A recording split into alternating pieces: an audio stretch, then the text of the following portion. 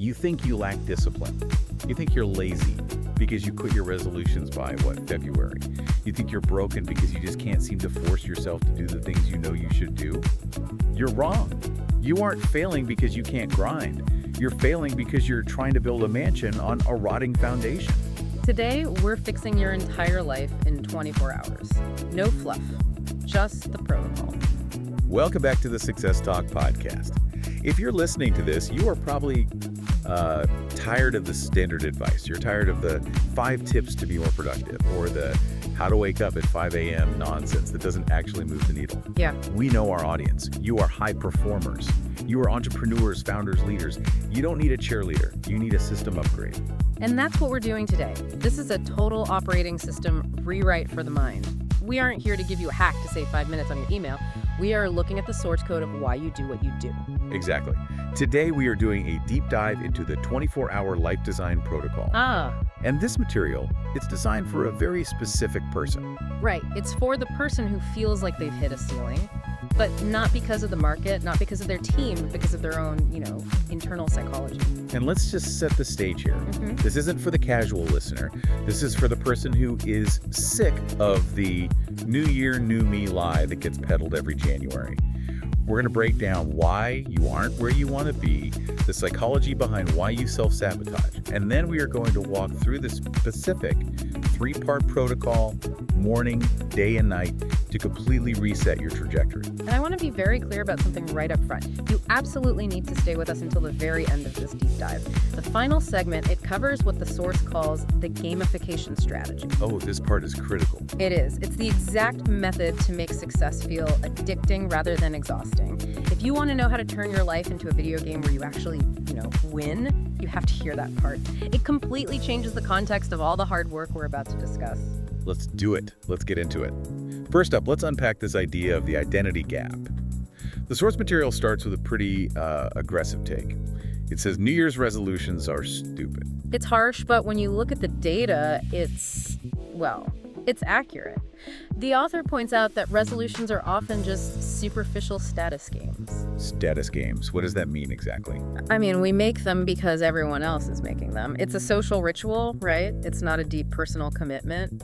And the failure statistic is just staggering. Yeah, I saw that. People quit something like 10 times more goals than they ever achieved. Exactly. But the interesting part isn't that they fail, it's why they fail. Right. And we usually assume it's just a lack of willpower.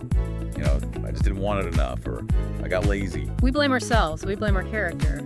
But the source argues it's a fundamental misunderstanding of the type of change that's required. This brings us to a concept that I think it's a game changer. First order versus second order change. Okay, break this down, because this feels like the core of the problem. This is where most high achievers get completely stuck. So, second order change. This is what 99% of people do.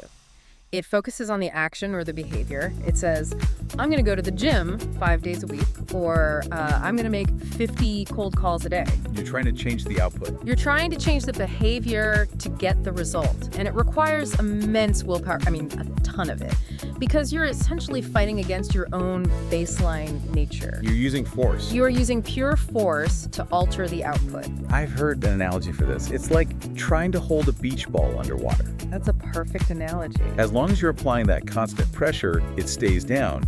But the second you get tired, and you will get tired, it just pops right back up to the surface. Precisely. That's second order change in a nutshell. It's unsustainable. Okay, so what's the alternative? What is first order change?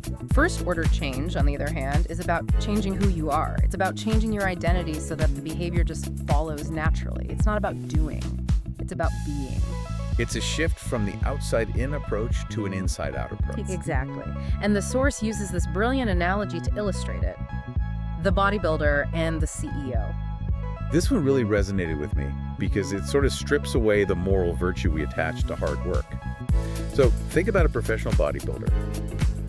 To the average person, their life looks like pure torture. Oh, absolutely. Measuring every gram of rice, lifting heavy weights until you literally can't anymore, sleeping 9 hours a day. Yeah. We look at that and say, wow, look at their discipline. That's incredible. But then you ask the bodybuilder, Do they feel like they are torturing themselves? No.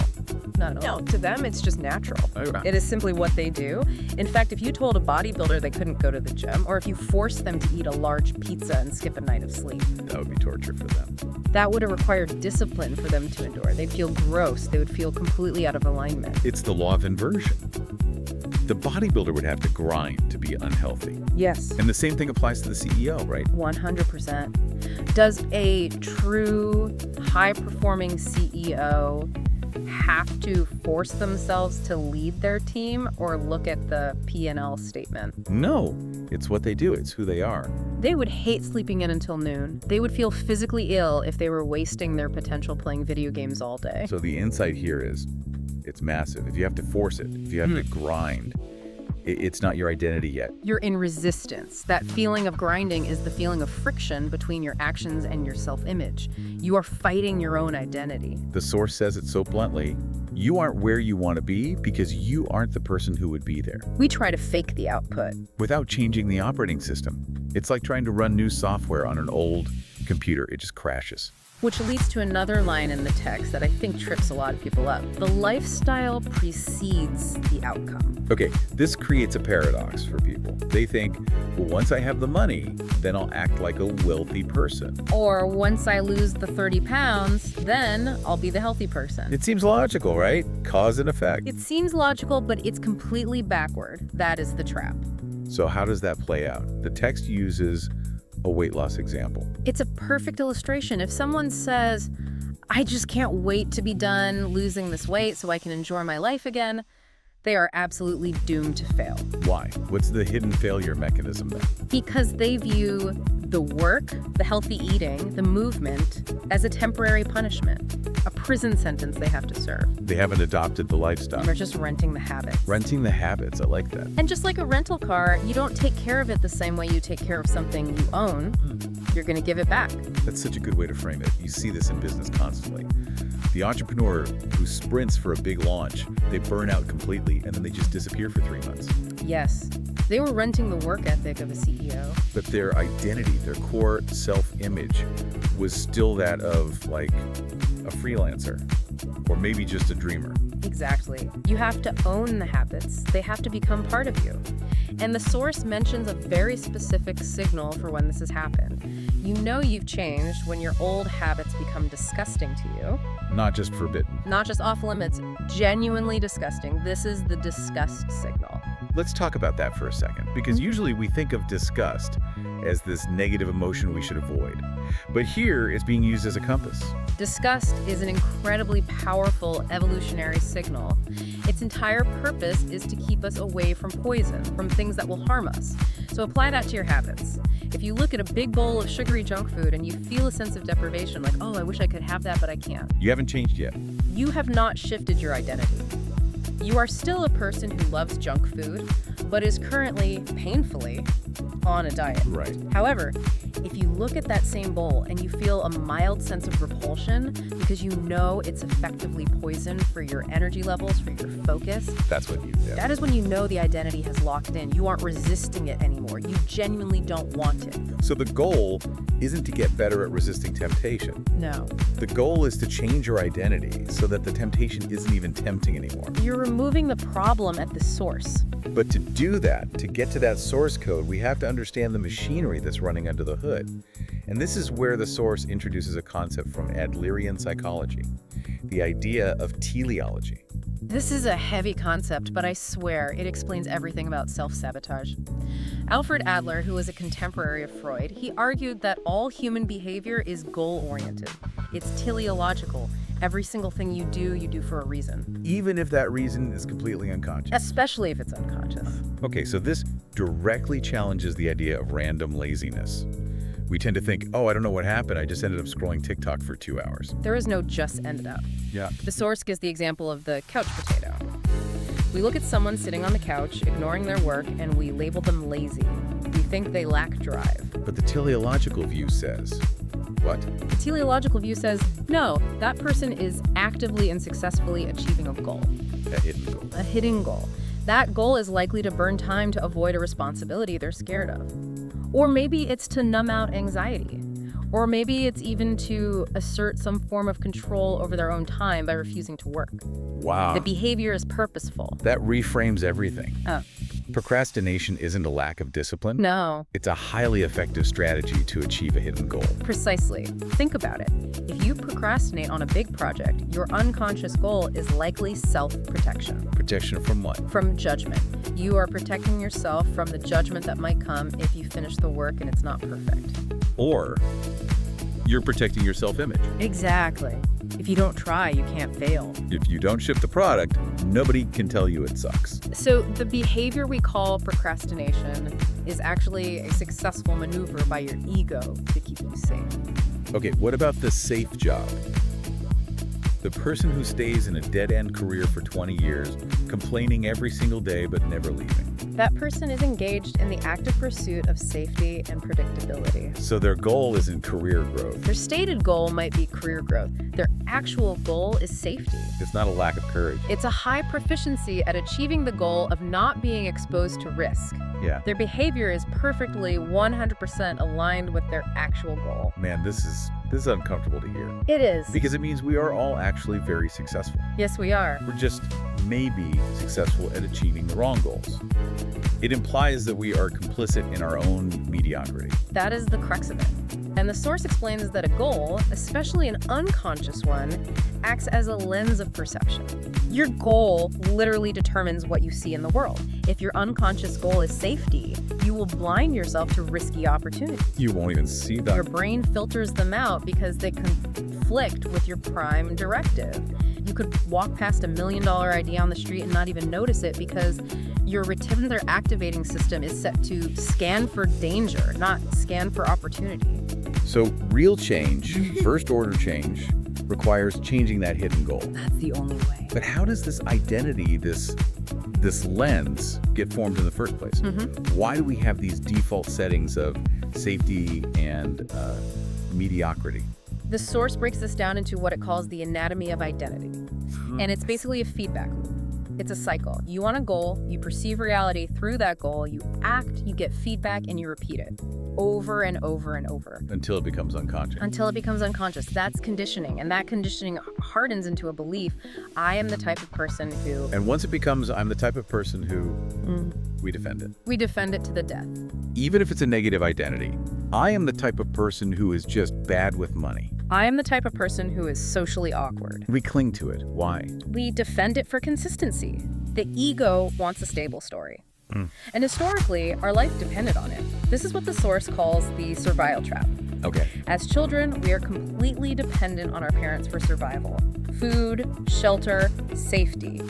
So what do? We adopt their beliefs to avoid punishment or abandonment. We conform. We pick up their baggage. All of it. Their fears about money, their ideas about success, which are often, inherited from the industrial age. Right, like money is the root of all evil, or you need to get a safe, secure job. If your parents believed that, you adopted that belief to stay in their good graces, to survive. And then, even when we grow up and we can feed ourselves, we can pay our own rent, we switch to a different kind of survival. We switch to psychological survival. Protecting the ego. Yes.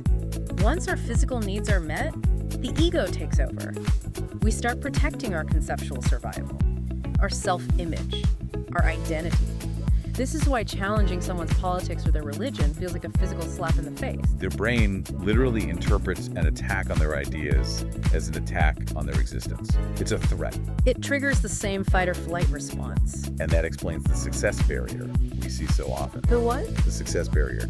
If my identity is I'm a struggling artist or I'm a rebel against the system, I see where you're going. my mind will fight any success that threatens that label. Yes. If I start making real money from my art, I'm no longer the struggling artist. You lose your identity. My ego panics, and it finds a way to sabotage the deal or miss the deadline to get me back to struggling. Yeah. Because struggling feels safe. It feels like home. Exactly. You are literally fighting your own operating system. Yeah. You are trying to run a success program on a survival operating system. It crashes every single time. Okay, now this leads us into a section that I think is maybe the most intellectual part of this, but it's also the most critical for our specific audience of high performers. It's the levels of mind. The map of consciousness. Yeah, the source references frameworks like integral theory, human 3.0, We tend to gloss over this stuff in self-help, but understanding where you sit on this ladder of consciousness is, well, it's vital. It's the roadmap of your own evolution. The mind isn't static. It's not a fixed thing. It grows and evolves through predictable stages. The source lists 9 stages, but let's focus on the transition that most entrepreneurs and leaders really struggle with. Okay. You start at impulsive, like a toddler, right? No separation between a feeling and an action. Then you move to self-protective. The world is dangerous. Look out for number 1. Then conformist, follow the rules. The group is reality. And the conformist stage, that's where the traditional education system and corporate ladder wants to leave us. It's designed for that. Be a good employee. Follow the handbook. The group is everything. And look, that works for a stable society. It has its place. But high achievers, by their very nature, usually break out of that. They level up into the self-aware and then the conscientious stage. Okay, so stage 5, conscientious. This sounds like the goal. This is the self-made stage. It's where you realize you can set your own goals and achieve them through hard work and discipline. You start building your own principles. You value logic, rationality, meritocracy. This is the grind set culture. This is the ideal place to be, right? This is what everyone's aiming for. It's where many successful people live. Yeah.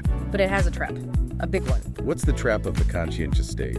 The trap is that you believe you can control everything through sheer force of will. You become rigid, inflexible, you judge people who aren't working as hard as you burn out because you think the only variable in the equation of success is effort. If something's not working, just throw more hours at it. Exactly. It's a hammer looking for a nail. So how do you level up from there? What's the next stage beyond just grinding harder? The next major leap is to the individualist, strategist, or construct-aware stages.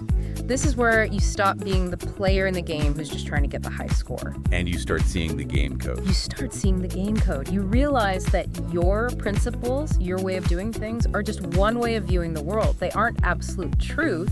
You start to see systems rather than just tasks. Can you give a concrete business example? A leader operating at the conscientious stage versus one at the strategist stage. Absolutely. A conscientious leader is often a micromanager. Okay. They believe deep down, if I want it done right, I have to do it myself. They're the first one in, last one out.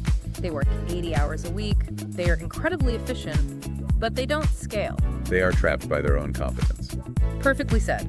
A strategist leader looks at the exact same situation and says, my personal effort is the bottleneck here. I need to build a system, a culture that operates without me. They're willing to let things be, 80% perfect in the short term? Yes, to build capacity for the long term. They don't just demand compliance from their team. They engineer a culture of ownership. They understand the psychology of the system. The strategist sees their own identity as a tool, not as a fixed state. Correct. The conscientious person says, with pride, I am a hard worker. The strategist says, I can use the hard worker persona when I need to sprint, but I can also use the visionary persona when I need to plan, or the coach persona when I need to develop my team. They aren't attached to the identity. They use it. They're fluid. That's the key, fluidity. Okay, so moving up this ladder is the meta goal here.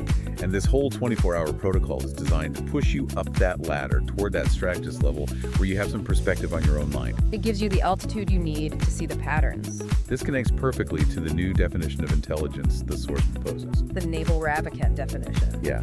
The only real test of intelligence is if you get what you want out of life. It's such a pragmatic, almost brutal definition. It is. It just strips away all the academic ego. You can have a 160 IQ, but if you are miserable and you're broke and you're alone and you don't want to be those things, then by this definition, you are not acting intelligently. Right. The formula the source gives is agency plus opportunity plus intelligence. Success. Let's break those down. Agency is pretty straightforward. It's your ability to act, to make choices. And opportunity. This is where people get hung up. The source argues this is often mistaken for privilege. Right. People cry privilege. And look, starting points absolutely differ. That's a fact. Of course. But in the digital age, if you have an internet connection, you have access to the same markets, the same information, the same tools as a billionaire. The barrier to entry, the opportunity cost, has dropped to near zero for so many things. So if you don't see the opportunity, the source argues that's actually a failure of the third component. Intelligence. And this is not book smarts intelligence. Not at all. The source defines intelligence using the principles of cybernetics, Kyberneticos. which is Greek for good at steering. a helmsman of a ship. This is a huge distinction from just processing power. Think of the difference between a bullet and a guided missile. Okay. A bullet is ballistic. You aim, you fire, and it goes where it goes. If the wind changes or the target moves, the bullet misses. That is how most people live their lives. It is. They set a New Year's resolution, they run at it head on, and if the world changes or they hit an obstacle, they fail. End of story. So the guided missile is cybernetic. Yes.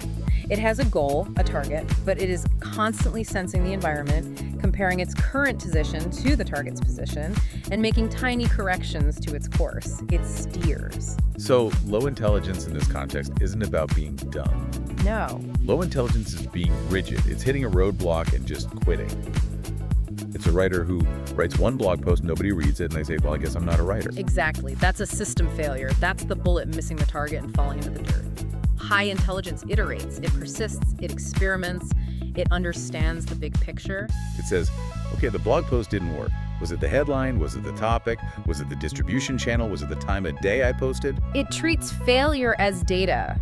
Not as a judgment on their soul. Yes. And that is an operating system upgrade. To become that intelligent, you have to reject the known, safe path and become what the source calls a deep generalist who can navigate chaos. Okay, we have laid a ton of groundwork here. We get the identity gap, the hidden teleological goals, the levels of mind, the need for cybernetic steering. Now, let's get to the meat of this deep dive, the 24-hour protocol itself. This is the practical application. This is where the rubber meets the road, and the source has a very clear warning. Which is? Don't use AI to do this. Don't ask ChatGPT for your life's vision. You need to break your own mind. You have to do the work. It requires deep, messy, personal introspection. The protocol is split into 3 parts: morning, day, and evening. Let's start with part 1, the morning, psychological excavation. And the first step is creating an anti-vision. This goes against everything we hear about positive visualization. Right, the secret style of just thinking happy thoughts. Positive visualization often fails because it breeds complacency. It feels good. Our brain gets a little hit of dopamine as if we already achieved the goal. It satisfies the hunger without actually eating the meal. Exactly. But negative motivation, pain, fear, disgust is often a much stronger initial driver for change. We are wired to move away from pain. So we need to identify what the source calls the dull dissatisfaction. If you don't hate it, you tolerate it. Hey. That's the quote. It's a powerful one. So the protocol asks you to describe in painful detail an average Tuesday 5 years from now if nothing changes. Why Tuesday? Because Tuesday is the most mundane, average, real day of the week. Saturday, you can pretend you're happy. Friday has hope. Tuesday is the truth. So where do you wake up? Yeah. Who is next to you? How does your body feel when you get out of bed? Are you hitting snooze 5 times? Are you dreading the commute to a job you hate? You have to feel it. And it gets more intense. The 10-year nightmare Who got gave one? up on you. What opportunities permanently closed? This is the part people want to skip because it hurts. You have to write it down. My spouse left me because I was emotionally unavailable and always distracted. My business failed because I was too scared to actually sell my product. I am physically weak and in pain because I consistently prioritized comfort over health. You have to be brutally honest. And then comes the kicker, the final question for the anti-vision. What is the embarrassing reason you haven't changed? Not the noble reason, the embarrassing one. Explain that distinction. Yeah. What's a noble reason versus an embarrassing one? We love our noble excuses. Oh, I'm just a perfectionist, or I care too much about what other people think. Those are lies we tell ourselves to feel better. Our ego-protecting lies. Completely. The embarrassing truth is usually something like, I'm vain and I don't want to look stupid trying something new, or I am addicted to the comfort of the couch, or simply, I am a coward. You have to admit the raw, ugly truth to yourself. Naming it strips it of its power. If you call your fear prudence, you can keep doing it. If you call it cowardice, you feel a visceral, urgent need to change. Okay, so once you have that anti-vision, that disgust signal we talked about earlier, you use that pain as fuel. You use it to propel the vision. You pivot immediately. Now you ask the magic wand question. If you could snap your fingers and have anything, what does your life look like in 3 years? And the rule is not what you think is realistic. No realism allowed, what you truly want. And then from that vision, you write your new identity statement. I am the type of person who... I am the type of person who ships creative work daily. regardless of the outcome. I am the type of person who prioritizes my physical health over short-term convenience. And then the last step for the morning is immediate action. Yes. What is one single thing you would do this week if you were already that person? That closes the gap between the future self and the present self. It makes it real. It makes it real today. Okay, that's the morning work. It's intense. It sets the stage for the day. But then you have to actually go about your day. And this is where part 2 comes in, interrupting autopilot. Because let's be honest, usually we do our journaling in the morning, feel great for an hour. And then by 11 a.m., we're back in the inbox, we're stressed out, and the old autopilot program takes over. The drift. The drift is the enemy of change, so the source suggests something very active. Setting alarms or calendar events throughout the day with specific confronting questions, they are pattern interrupts. Let's walk through some of these specific questions and times. 11:00 a.m., the alarm goes off. The question is, what am I avoiding right now by doing what I'm doing? Oof, that one stings. Yeah. Because you're clearing your inbox. It feels productive, you're getting things done, but the question forces you to admit, I am clearing the inbox to avoid calling that dissatisfied client. Or I'm researching a new productivity app to avoid starting the actual hard work. You catch the avoidance in real time. Before it wastes your whole morning. Okay, next one. 1:30 p.m., right after lunch. If someone filmed the last 2 hours, what would they conclude I want from my life? That is the accountability mirror. It's brutal. It is. If a documentary crew was filming you and they saw you scrolling Twitter for 45 minutes after lunch, would the narrator say, here is a man building his empire? No. No. The narrator would say, here is a man seeking distraction from his own ambition.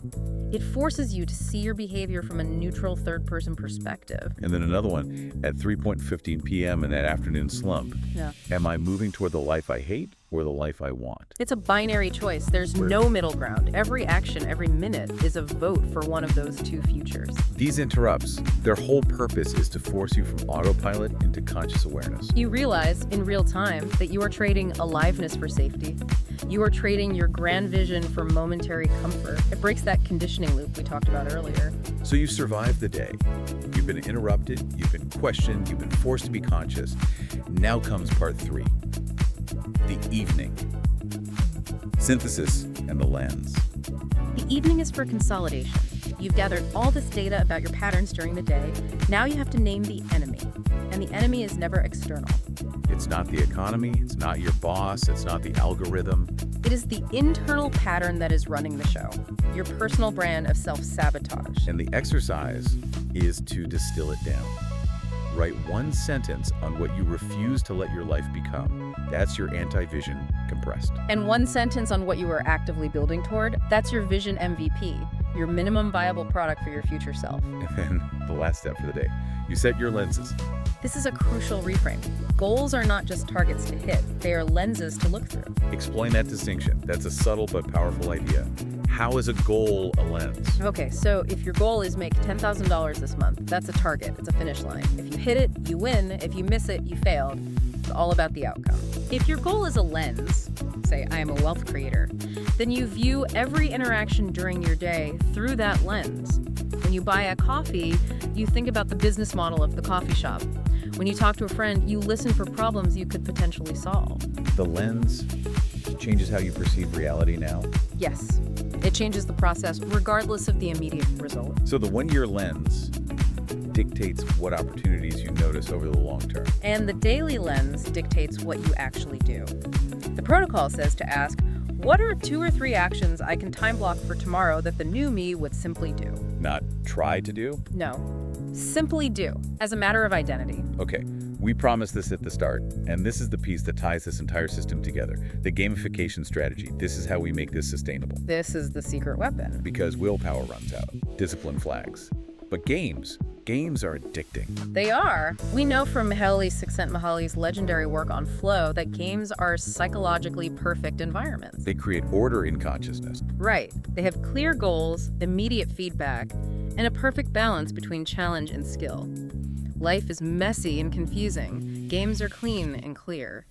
The protocol asks you to map your entire life onto a game structure. There are 6 components. Let's walk through this with a specific example to make it tangible. Let's create a character. Let's call her Sarah. She's a freelance consultant, and she wants to launch her own SaaS product, but she keeps getting stuck in client work. She's procrastinating. Okay, perfect. Let's build Sarah's game. Component 1, the anti-vision. This is the game over state. This is what happens if you lose.